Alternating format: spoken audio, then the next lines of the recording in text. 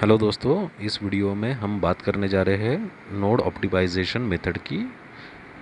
ये मेथड हम यूज़ करते हैं जब हमारे पास नंबर ऑफ स्ट्रक्चरल डायग्राम्स है और उनमें से हमें एक ऑप्टिमम डायग्राम चुननी हो तब। So let us see how exactly we are going to use this method to find out the optimum structural diagram.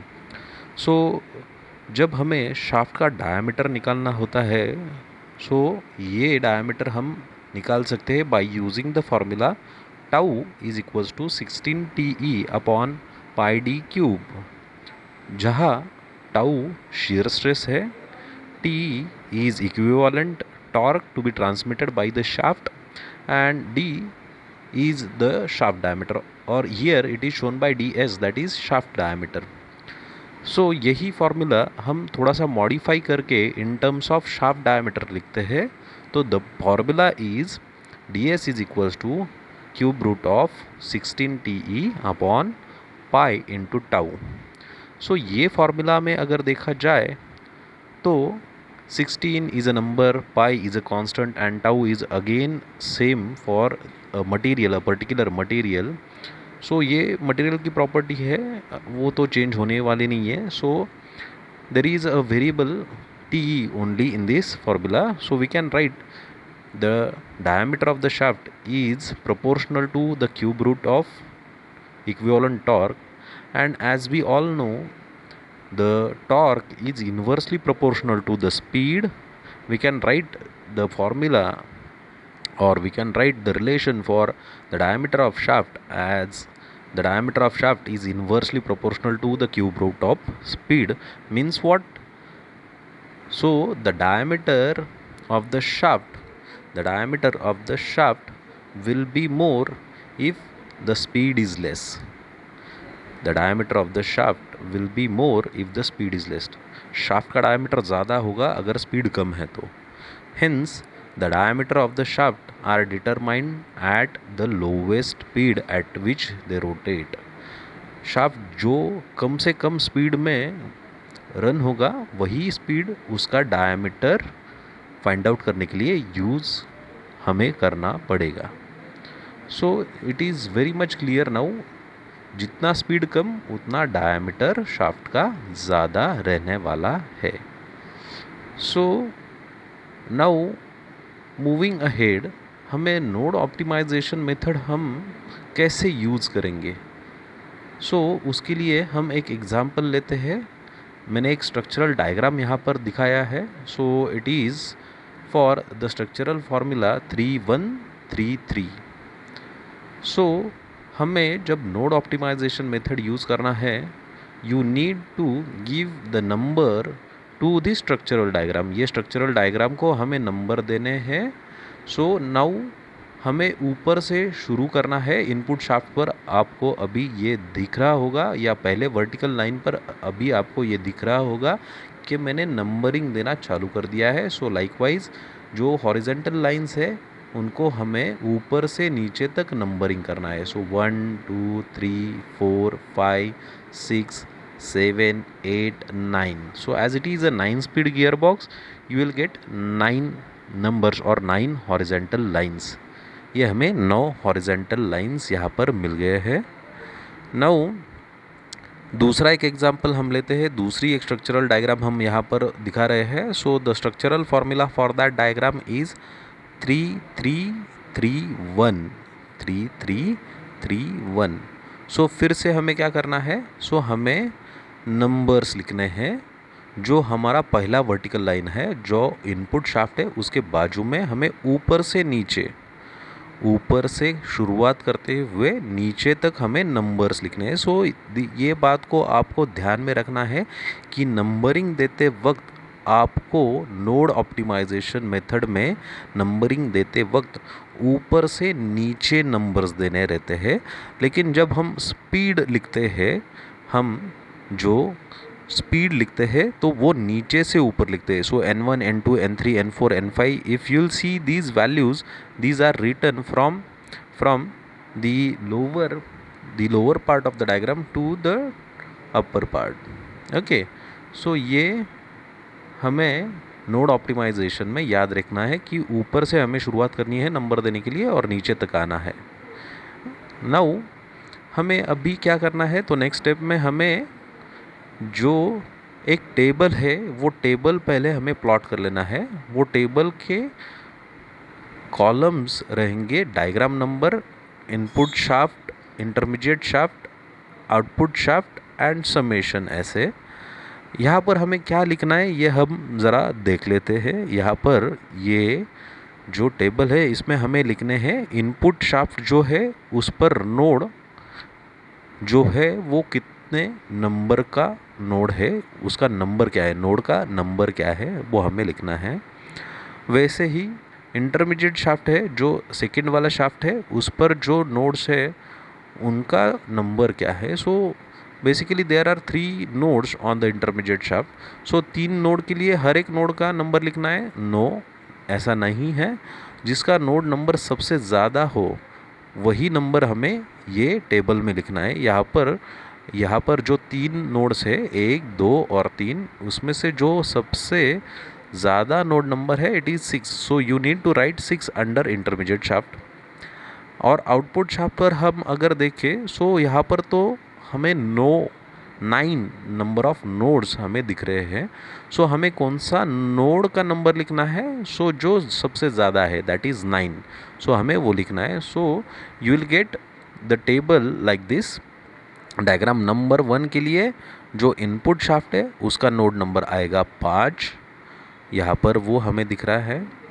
जो इंटरमीडिएट शाफ्ट है उस पर 3 नोड्स है लेकिन जिसका मैक्सिमम नंबर है वो है 6। So I am going to write over here 6। और जो आउटपुट शाफ्ट है उसका जो नोड नंबर है maximum node is shown by number 9। So I have written 9 over here. वैसे ही हमें सेकेंड डायग्राम के लिए ही जो नोड नंबर है सेकेंड डायग्राम के लिए भी लिखने हैं। सो इनपुट शाफ्ट पर जो नोड है उसका नंबर है 5। इंटरमीडिएट शाफ्ट पर 3 नोड्स है जिसका सबसे नंबर ज़्यादा है वो है node number 8। So I have written 8 over year. और जो आउटपुट शाफ्ट है ऑब्वियसली उसका जो सबसे ज़्यादा रहता है वही नोड नंबर आता है। So it is 9 over year. So I have written 9 over year. और जो लास्ट कॉलम में है उसमें हमने क्या किया है, ये सब नोड नंबर्स की एडिशन की है। इस सब नंबर्स की एडिशन हमने की है। सो जिसका एडिशन लीस्ट आएगा वही डायग्राम ऑप्टिमम रहेगा। जिसका एडिशन लीस्ट आएगा वही डायग्राम ऑप्टिमम रहेगा। So why it is so, ऐसा क्यों है? तो ये बात आपको यहाँ पर देखने को मिलती है।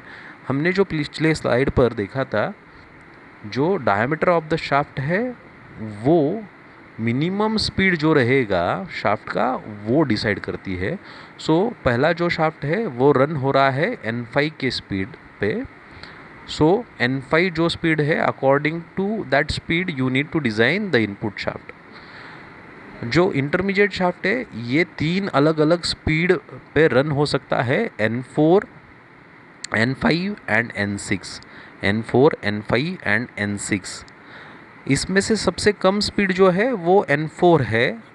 हेंस दो नोड नंबर है N4 जो हमने यहाँ पर स्पीड बताया है उसका जो नोड नंबर है it is 6। So you need to consider the least speed. ये जो N4 वैल्यू है यही हमें क्या करना है, डिज़ाइन करते वक्त, इंटरमीडिएट शाफ्ट डिज़ाइन करते वक्त कंसिडर करना है। जो लीस्ट स्पीड रहता है उसे ही हम कंसिडर करते हैं।